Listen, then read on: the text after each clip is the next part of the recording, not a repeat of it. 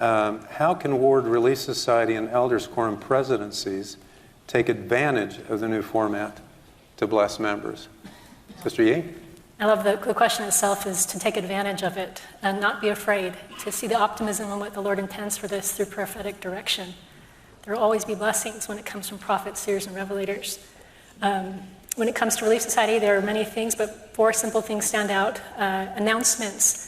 We need to make our announcements brief and share important announcements briefly. We don't have a lot of time to cover all the details, which means we need more communication channels to disseminate that information, whether that be a flyer, a QR code, WhatsApp text, a Ward website. That can be a place where they can receive that information. Secondly, another nuts and bolts would be to advise the Relief Society Elders Quorum members of the lesson ahead of time, so they have the opportunity to study and are prepared to engage versus just coming up to speed with what that lesson is about. Thirdly, we can take what we learn from the council time that we've had in Elders Quorum and Relief Society and apply it to the discussion. So we can look at principles in the talks and see how those apply to our lives, just as Elder Renlund taught just a moment ago. And then fourthly, and beautifully, we have the opportunity to fellowship and minister one to another and to connect more regularly because we are seeing each other more regularly.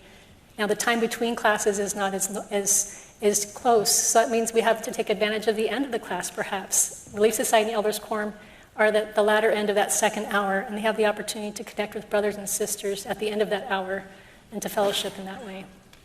How does it... Well, Elder Duncan, please. That's beautiful. And, you know, the home is the center of gospel learning.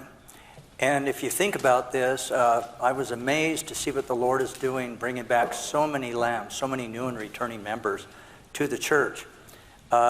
Many of those are going to be in Elders Quorum and Relief Societies. And so this is not just about the rising generation. They're like the lambs as well, feed my lambs.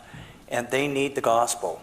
They need to build a strong testimony on Jesus Christ. So this is a beautiful opportunity for Elders Quorum and Relief Society instructors to really focus on helping these people.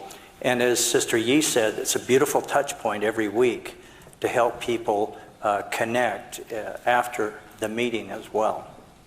What else should we lay on Relief Society presidencies and Elders Quorum presidencies to help make this new format successful? Any other thoughts? One of the things that we've been hearing is that this, or the perception is that this is going to create less time to mingle and to socialize, and that's one of the important things that members are getting.